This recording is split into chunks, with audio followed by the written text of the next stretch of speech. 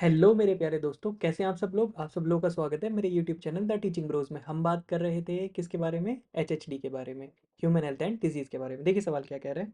Question कह रहा है in higher vertebrates the immune system can distinguish self cells and non self. यानी higher vertebrates के अंदर इम्यून सिस्टम क्या हो जाता है, उसके अंदर एक कंडीशन क्रिएट हो जाती है जिसमें वो सेल्फ मतलब बॉडी की खुद की सेल्स और जो दूसरी सेल्स हैं जो हमारी बॉडी की नहीं है उनके बीच में डिस्टिंग्विश करना बंद कर देता है।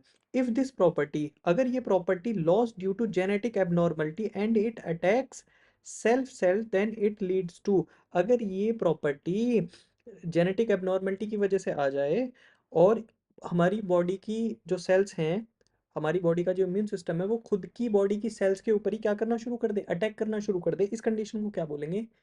ऐसी कुछ डिजीज होती हैं। एक डिजीज का नाम मैं बताता हूँ, रेमेटॉइड आर्थराइटिस।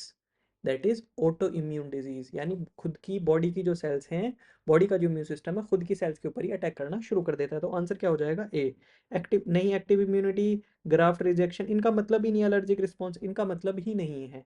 ठीक है, आगे देखिए अगला क्वेश्चन। देखिए अगला क्वेश्चन क्या कह रहा है, मैं इसको थोड़ा सा ऊपर कर देता हूँ। देखिए, if you suspect major deficiency of antibodies in a person, to which of the following would you look for confirmatory evidence। अगर आपको ये लगता है कि किसी बंदे के अंदर मेजर डेफिशिएंसी आ रही है किसकी, एंटीबॉडीज की, तो आप क्या करेंगे, आप इनमें से कंफर्मेटरी एविडेंस के लिए आप किसका चेकअप कराएंगे, किसका टेस्ट कराएंगे। To which of the following would you look for confirmatory evidence, किसका कराएंगे। देखिए, हिमोसाइट्स नहीं, सी इम्यूनोग्लोबुलिन बोलते हैं एंटीबॉडीज को, इम्यूनोग्लोबुलिन, तो सीरम ग्लोबुलिन्स को हम एक बार चेक करेंगे। तो आंसर क्या हो जाएगा, बी हो जाएगा, fibrinogen in plasma.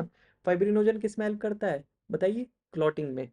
Serum albumin, इसमें से हम किसी कंफर्मेटरी एविडेंस के लिए किसी को नहीं देखेंगे, सिर्फ सीरम एल्ब्यूमिन को, सीरम ग्लोबुलिन्स को देखेंगे अगर किसी के अंदर किसकी डेफिशिएंसी आ रही है, मेजर डेफिशिएंसी एंटीबॉडीज की। अगला सवाल, विच of the following immunoglobulins does constitute the largest percentage in human milk. बताइए ह्यूमन मिल्क के अंदर सबसे ज्यादा किसकी, मैं इसको सबसे आसान तरीका क्या है, एंटीबॉडी जो मदर के मिल्क में होती है, कोलेस्ट्रॉल में कौन सी होती है, सबसे पहले बच्चा क्या सीखता है, ABCD सीखता है, ABCD, तो ए एंटीबॉडी, ए इम्यूनोग्लोबिन, ए, तो आंसर क्या हो जाएगा, ए हो जाएगा। Thank you so much for your patience listening.